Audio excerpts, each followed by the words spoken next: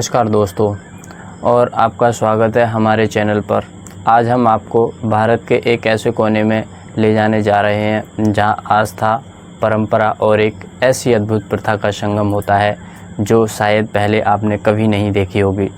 हम बात कर रहे हैं दक्षिण भारत की, खासकर केरल के कुछ मंदिरों में निभाई जाने वाली गरुड़ थूकम प्रथा की। यह सिर्फ एक शब्द नहीं बल्कि सदियों पुरानी एक ऐसी परंपरा है जो सुनने में जितनी अविश्वसनीय लगती है, देखने में उतनी ही चौंकाने वाली। क्या आप कल्पना कर सकते हैं कि कोई अपनी पीठ में हुक लगाकर हवा में झूलता है? आइए आज हम इसी रहस्यमयी और आस्था से भरी प्रथा को करीब से समझने की कोशिश करेंगे। कोई अपनी पीठ में हुक लगाकर हवा में झूलता है। आइए आज हम इसी रहस्यमयी और आस्था से भरी प्रथा को करीब से समझने की कोशिश करेंगे। इसका नाम है गरुड़ थूकम। सबसे पहले हम जानते हैं कि गरुड़ थूकम आखिर है क्या। थूकम मुख्य रूप से केरल के भद्रकाली मंदिरों में वार्षिक उत्सवों के दौरान किया जाने वाला एक ऐसा धार्मिक अनुष्ठान है। इसका शाब्दिक अर्थ लटकना या झूलना हो सकता है।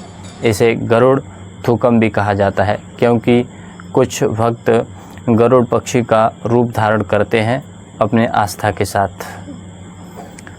इस प्रथा में भक्त जो देवी को अपनी भक्ति और समर्पण दिखाना चाहते हैं, अपनी पीठ की त्वचा में धातु से हुक लगवाते हैं और फिर इन हुकों के सहारे उन्हें एक ऊंचे रथ या लकड़ी के ढांचे से हवा में लटकाया जाता है और वे मंदिरों के चारों ओर गांव की गलियों में घूमते हैं। सवाल यह उठता है कि लोग इतना कष्ट क्यों सहते हैं। गरुड़ थूकम के पीछे गहरी आस्था और कई मान्यताएं जुड़ी हैं। लोग इसीलिए इतना कष्ट और दुख सहते हैं क्योंकि लोगों की आस्था होती है, अपनी देवी देवताओं में सबकी आस्था होती है और यही कारण है कि वहाँ के लोगों की भी आस्था है।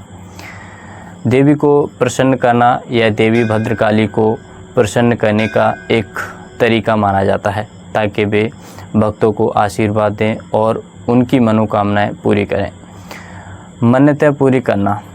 कई भक्त अपनी किसी विशेष मन्नत जैसे बीमारी से ठीक होना, संतान प्राप्ति, व्यापार में सफलता पूरी होने के बाद आभार व्यक्त करते हैं।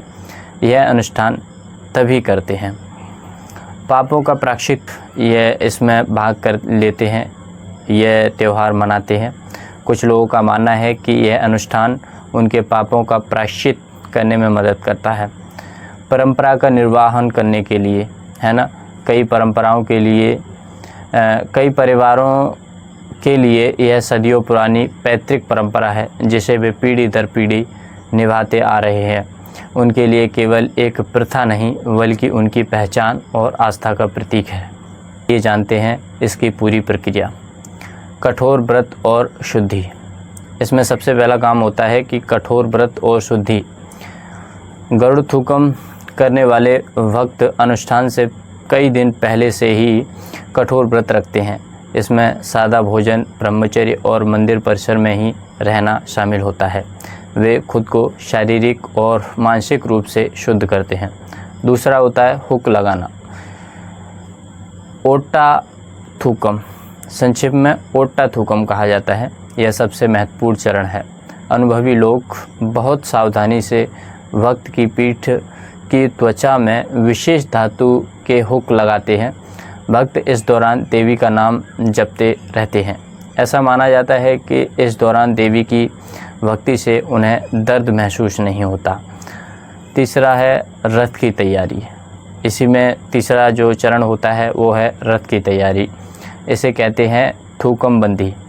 हुक लगाने के बाद भक्त को एक विशेष रथ या ट्रॉली पर लटकाया जाता है जिसे आप देख सकते हैं इधर हमारी वीडियो में, थूकम बंदी कहते हैं। इस रथ में एक ऊंचा खंभा होता है जिससे हुकों को जोड़ा जाता है। जुलूस और आकाश में विचरण। रथ को मंदिर के चारों ओर या गांव की गलियों में घुमाया जाता है। सहारे भक्त को धीरे धीरे हवा में उठाया जाता है। भक्त हवा में झूलते हुए नीचे खड़ी भीड़ को आशीर्वाद देते हैं। यह दृश्य वाकई अद्भुत होता है। 5वां चरण आता है, इसमें समापन और उपचार। अनुष्ठान समाप्त होने पर भक्त को नीचे उतारा जाता है और हुक हटा दिए जाते हैं। घावों पर तुरंत पारंपरिक औषधियाँ और लेप लगाए जाते हैं ताकि वे जल्दी ठीक हो सकें। यह आस्था का प्रतीक है। वहीं दूसरी ओर गरुड़ थूकम जैसी प्रथाओं पर आधुनिक समय में सवाल भी उठे हैं। मानवाधिकार चिंताएं, कुछ लोग इसे शारीरिक कष्ट और क्रूरता मानते हुए मानवाधिकारों का उल्लंघन बताते हैं। वहीं दूसरे लोग कुछ कहते हैं कि अंधविश्वास बनाम आस्था। कुछ तर्क देते हैं कि यह अंधविश्वास है, जबकि भक्त इसे अपनी गहरी आस्था और परंपरा का हिस्सा बताते हैं। विवादों के बावजूद कई जगहों पर यह परंपरा आज भी निभाई जाती है, लेकिन अब सुरक्षा नियमों का अधिक ध्यान रखा जाता है। कई मंदिरों में अब सांकेतिक रूप से ही हुक लगाए जाते, प्रतीकात्मक रूप से रथ पर ले जाया जाता है। यह परंपरा अब समय के साथ बदलाव भी अपना रही है। थूकम भारतीय संस्कृति और धार्मिक विविधता का एक अनूठा उदाहरण है। यह हमें दिखाता है कि आस्था कितनी गहरी और विविधता से भरी हो सकती है। चाहे हम इसे समझें या न समझें, यह लाखों लोगों के लिए भक्ति और समर्पण का एक शक्तिशाली प्रतीक है। आपकी इस प्रथा के बारे में क्या राय है? क्या आपको यह आस्था या अद्भुत प्रदर्शन लगता है, या यह अत्यधिक शारीरिक कष्ट का एक रूप है? हमें कमेंट बॉक्स में लिखकर ज़रूर बताएं। अगर आपको यह जानकारी और मेरी वीडियो अच्छी लगी हो तो एक सब्सक्राइब और एक लाइक ज़रूर कर दें। धन्यवाद। और मेरा एक सुझाव है, इस कुछ अतिरिक्त बात मैं कहना चाहूँगा। वीडियो बनाते समय संवेदनशीलता का ध्यान रखा गया है और इसमें किसी की आस्था को हानि पहुंचाने के लिए ये वीडियो नहीं बनाई जा रही है। मैं किसी की आस्था को ठेस पहुंचती है तो मैं उसके लिए क्षमा चाहता हूं। धन्यवाद।